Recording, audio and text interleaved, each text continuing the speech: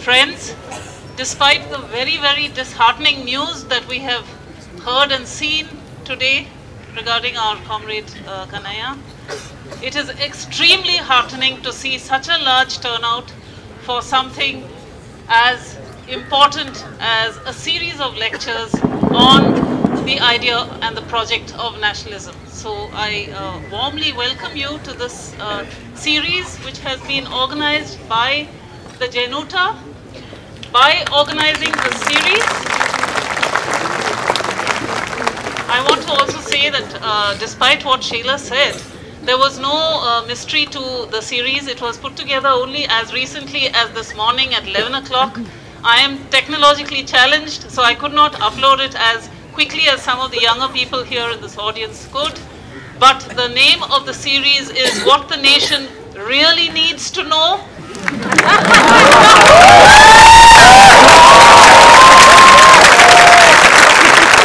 India, the National and Nationalism. And we have lined up with us a series of speakers from within this university itself. Because we are not here to sing the praises of this university. They have been sung enough by many, many speakers. We are being glorified in many parts of the press, let us not forget. We are here to take seriously what our Vice-Chancellor has said to us, namely that we should take our academic lives seriously. That we should be... We are here to do that which we are best at doing, namely teaching. I say this because many of us teachers have gathered here today after a full day of teaching. So we must be gluttons for punishment, even despite 6th Pay Commission, if we are standing here at 6 o'clock and delivering lectures. So we are taking very seriously this necessity, importantly, of reflecting on the term that is on our airways, which we are being bombarded with, the project, the idea of nationalism. I have a series lined up, and I must say that I have put pressure on my colleagues to commit to giving this series of lectures at very, very short notice. Thank you, Gopal Guru, for agreeing to be here. He has rushed here from Delhi University, where he was addressing the Ramjas College students this morning. He was supposed to chair a session this afternoon, but he has given that up to be with us here today. There is no mystery to what he is going to talk about. The inaugural lecture in the series is, What is the Nation? And I think some of us are genuinely confused about what this nation is. We need to have these teachers from various disciplines, and the teachers are coming from history, political science, regional studies, and so on, to tell us what this nation is. Is going to be followed tomorrow by Professor Ari Sitas, who is here as the Bhagat Singh lecturer from South Africa. He will be talking about South Africa meets India. On Friday, February 19th, Professor G. Arunima will speak on the nation and its regions. How does it all add up?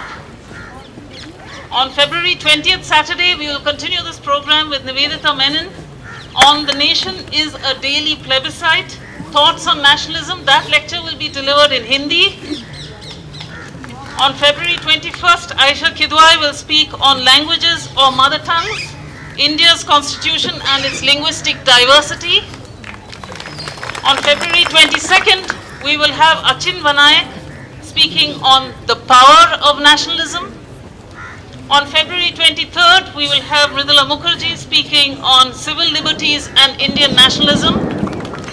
And on February 24th, Tonika Sarkar will speak on Gandhi's nation. So we look forward to a very, very interesting series of lectures on nation, nationalism, and particularly the ways in which it concerns India. Over to you, Gopal, please.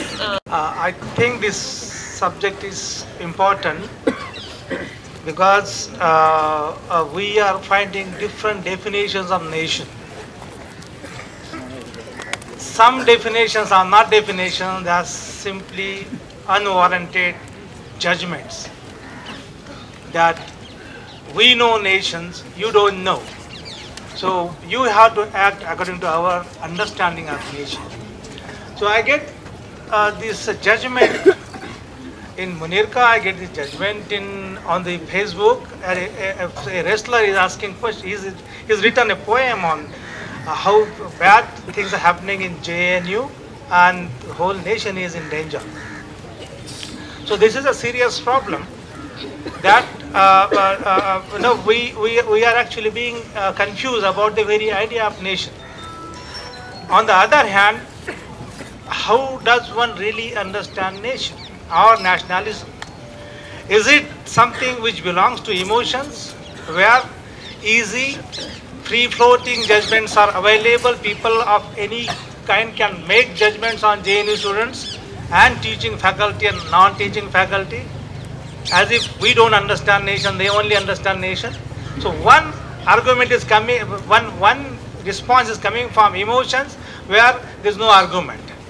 Now the other response is from here.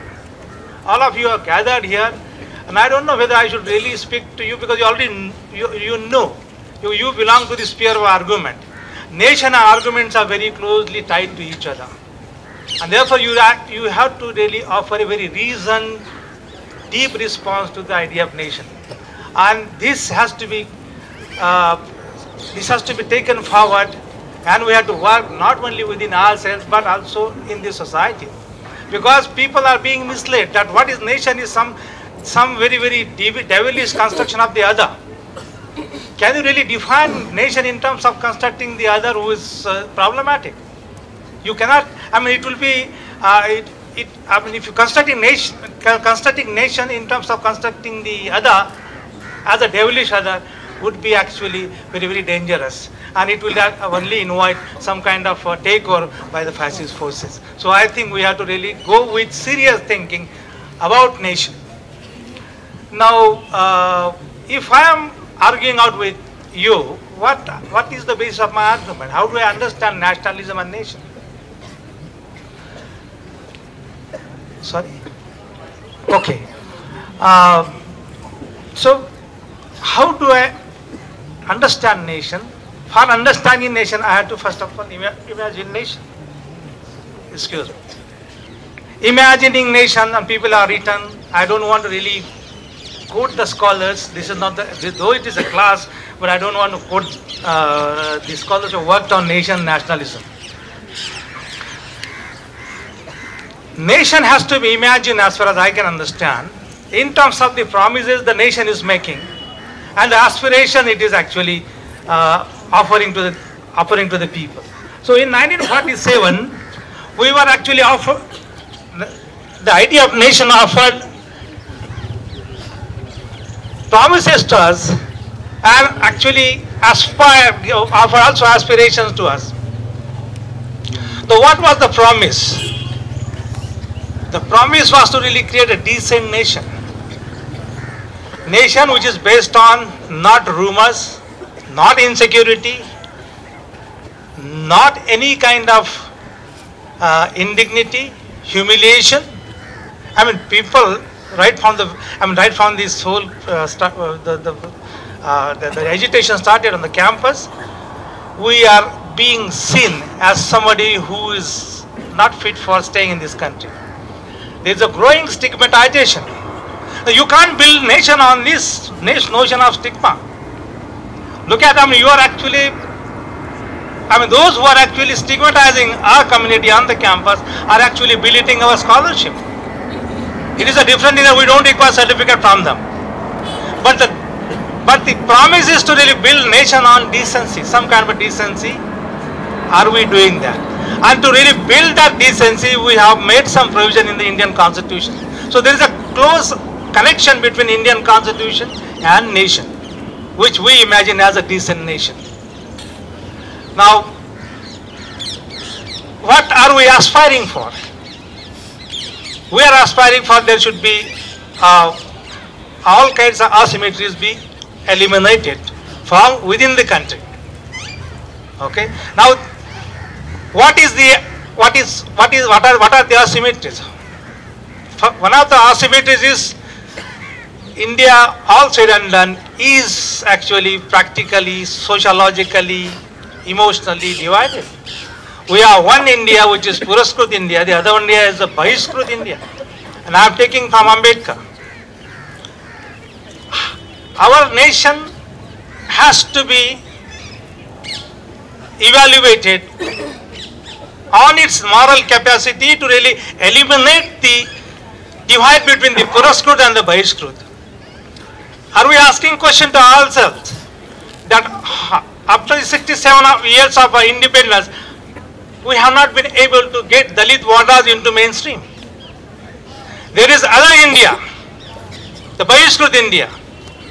So the aspiration to bring India together in terms of this, in terms of eliminating this divide is important, and therefore we have to interrogate or evaluate nation on the basis of its moral capacity to bridge this gap. We don't need to borrow resources from outside. We don't need to borrow the resources outside. We have resources here in this country. If you look at the idea of Chakra, Ashok Chakra on our Tiranga, tricolor flag, this is one kind of very radical symbolism that the nation has incorporated into its own imagination. What is this radical symbolism that has been the part of our nationalist imagination is Ashok Chakra. And if you really interpret it in terms of its hermeneutic capacities, you will find that the nation has to be revolved, has to be made radical in terms of actually changing spaces. In the sense that, you know, some people are scavengers here, they are sanitary workers, they should go up radically. And those who are actually, everybody has to do that work. So there's a need for radical rotation. The way you look at the dynamism of the chakra, every blade in the chakra has to go up and come down. And in this rotation, what a powerful symbolism we have got in terms of this chakra. And we have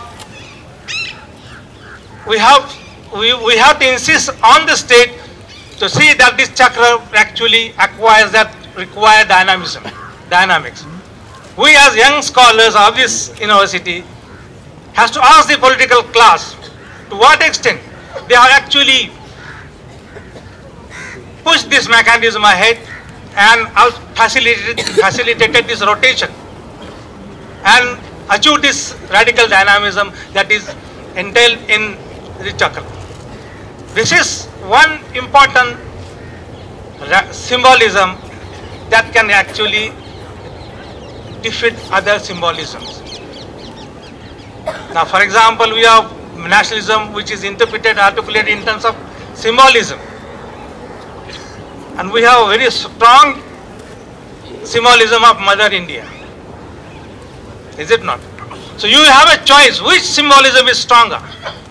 Mother India symbolism or a chakra symbolism? That's it. It's a Samta chakra, it's an egalitarian. So the nation has to be based on this kind of some kind of egalitarianism, and that is there in our Indian constitution and in our philosophy of Buddhism. Now, the point that was being raised in teachers' unions meeting, what is the relationship between nation and state? Is there a relationship? Which is important? I think the nation with benign forms, benign take, as we have mentioned, that nation cannot really downgrade, cannot really treat some people as second-class citizens.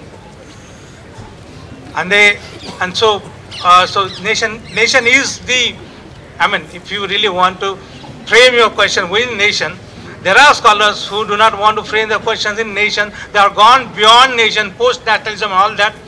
But that's a debatable point, academic point, we can take it up later. But what is important for us to really foreground the normative character of nation. And to that extent, I would say, we still require to really pitch up your argument within the normative frame of nation. And I am, to that extent, a nationalist. Because I want a nation which is normative in character, which doesn't really treat people badly. Now, if you really want to sustain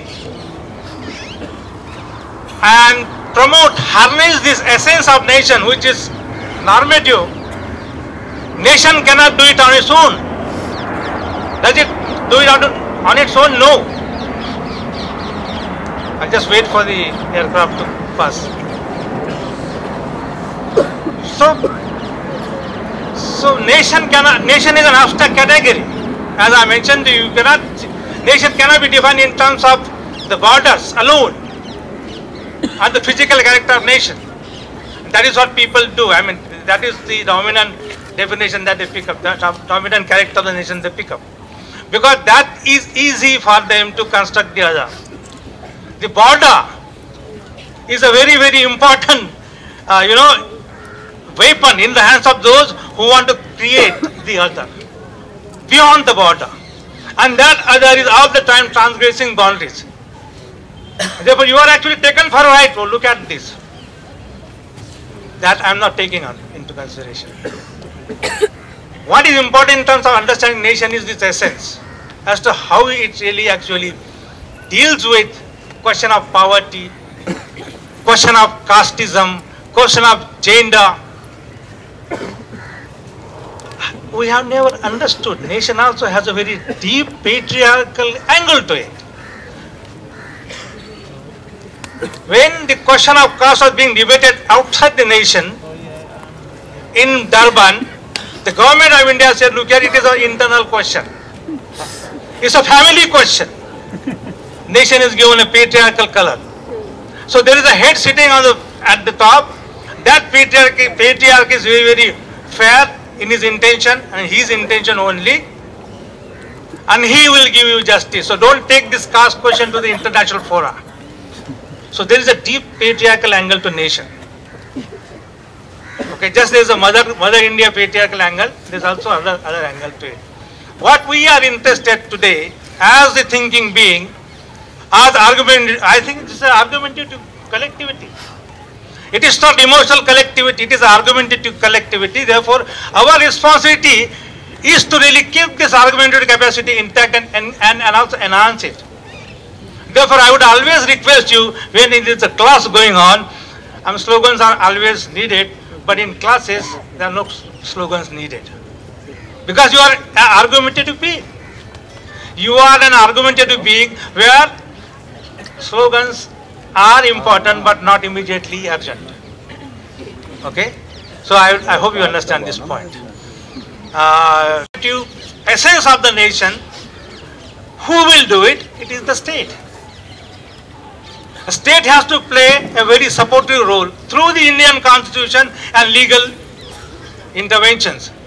We are skeptical about all these legal and the bureaucratic and the police things as it is unfolding itself in terms of very, very undefendable bias.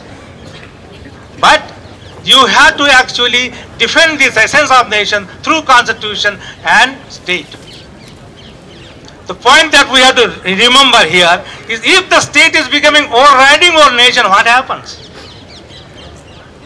Today it is being seen as state is becoming much more prominent than the nation. But for your own reasons, you are actually trying to define nation. One political party is trying, one government led by one political party is thinking that this politics of that party is much more important than this nation. So there is a serious problem. If it is a welfare state which is responsible about the future of this benign nation, then that state has to take plebiscite on every day. I mean, Nivedita is going to speak about this. We do not ask question, how many of us really exist within the nation? How many of us are really visible within the nations? How many of us are claiming nation? Do we have any kind of moral authority to claim this nation? Do we relate ourselves to the nation? Here's the question. So if when you are deviating from nation, it is the duty of the state to say that you actually connect yourself to nation through invoking everyday plebiscite. But here the situation is different. Instead of asking question to itself, the state is actually framing people. State is framing people, and that is much more serious. I mean, you should have your duty, your responsibility to see that you actually perform a national interest. And that national interest is not militarization. National interest to see that people are not hungry. They don't commit suicide. Farmers don't commit suicide. What kind of nation are you talking about? You don't ask question to yourself. So you are actually in a way deviating from your own responsibility, constitutional responsibility. So there is a tension between nation and state. And state is becoming much more powerful than the nation. So I think for a very, I'm suggesting already that should we really recover nation? And in order to make a recovery of nation, you have to fight all the residual liabilities. And one liability is patriarchy. One liability is patriarchy. We have not been able to really deal with this problem. There are several others. I mean, I just remember Rohit Vemula's poem, the last 2-3 lines. And you should think about it. It's a very profound line. That if the nation is creating void, emptiness in your life, what kind of nation I am living in? What is that void? What is that emptiness in Rohit Vemula? That he was known as a star on his caste certificate. People knew Rohit Vemula as somebody who only has been reduced to star. That ST mark on this. In Hyderabad University, you don't mention your caste, what you mention is your star. If it is ST1, then SC 2 stars. And he was actually fed up with this star. Okay? And therefore he said, I am fed up with this star that are actually labeled against me. I want to join other stars. I am not happy with these stars. I want to join the stars in the sky. A profound line. This is a very tragic line he is talking about. But in this kind of country, if somebody is actually celebrating the void, it is a reflection on civil society, and which has issued nationalism differently. What is your actually responsibility? And that's why I am saying this, because civil society on the campuses needs to be really civilized, which is not the case. So I think the role of this bureaucracy, state and all that has to really respond to these aspirations of the nation by really taking its own job seriously, which it is not taking, I guess. Therefore, there is a tension between state and nation. Now, there is another point that we have to keep in mind. So, what is the relationship between government and state? Are they same or are they different? It's a bit boring academic point, but I have to make this point. Because I keep making this point. This is, Prabhat, you have to help me. This is again Altuzarian. State is an essence and government is its existence. What we see in court is an existence. What is the essence of the state? Essence is something like this. It's a nichod. Nichod hai. Essence matlab nichod hai. Nichod kahan pe hai? Nichod, you can't see the nichod. Somebody asked this question. JNU is being subsidized by the corporate money. The essence is the corporate money. But that essence is invisible. It only sustains the existence. Actually, it shapes the existence of the nation. That is government. Okay, but if government, because of certain ideology, is overriding over the state, then it is a problem. So I am already indicating three levels of problems.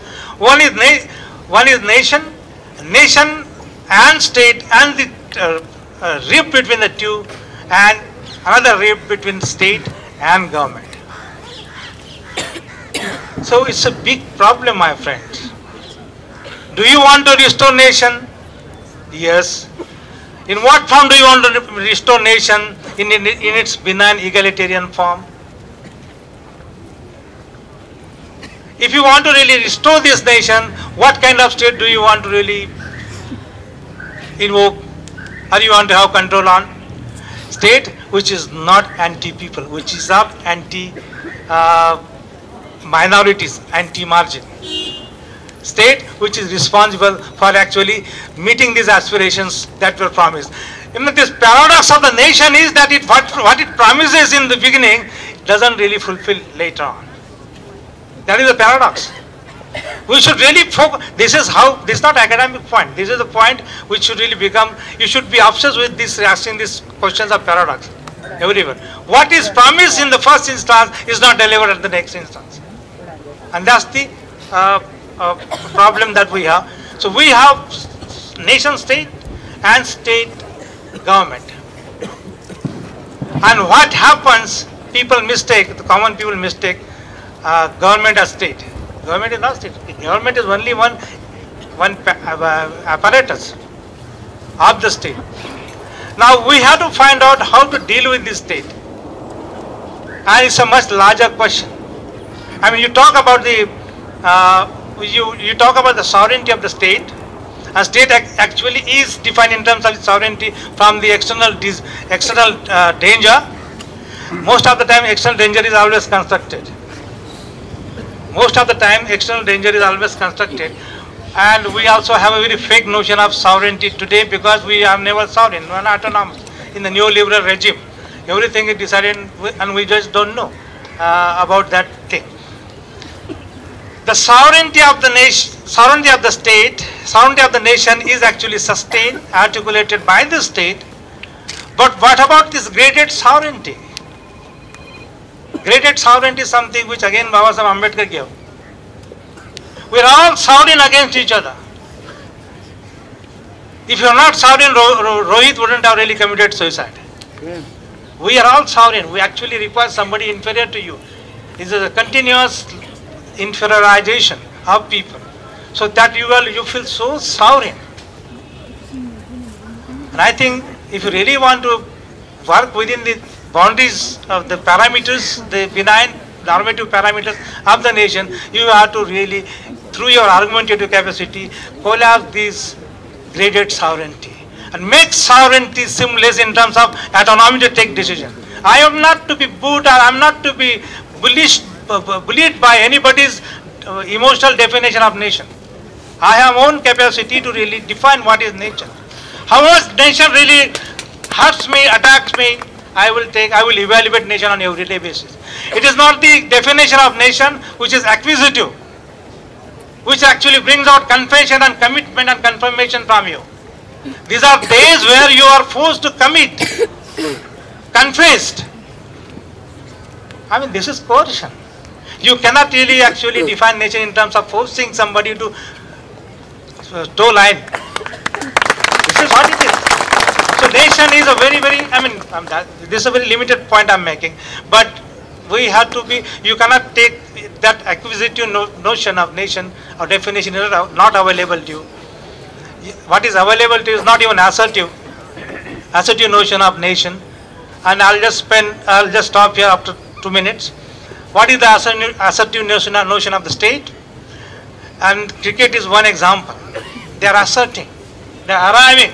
Everybody scored 1 century, a singularization of nation. You actually identify as a single hero with nation. That is assertion. But we should be interested in analyzing, interrogating to how much quality of life the nation has given to me. Nation as something within which the nation state functions, the state functions.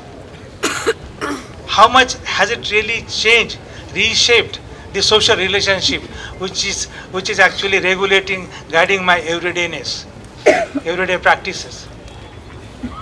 And this is not I mean, Swachh Bharat.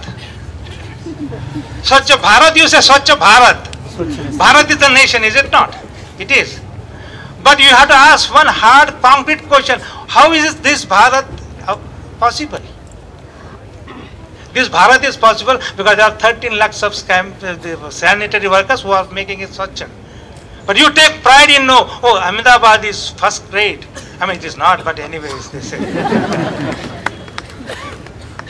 On whose basis you are actually serializing? The very idea and identity of Bharat, Swachh Bharat, is based on somebody's concrete labor. And you just don't bother. Some people die in manhole. You don't care about them. But this is so people always love in tautological understanding of nation, something which is generally given. What is at the very specific contextual level is almost ignored by everybody. So what can really embarrass the politicians or the governing class, if not the ruling class? I don't know ruling class ever has any emotional feeling. Have they ever cried? If somebody, have you seen people crying? The corporate crying, I have not seen them. There is, that's why the invisibility of state. They have actually separated the social from the economic.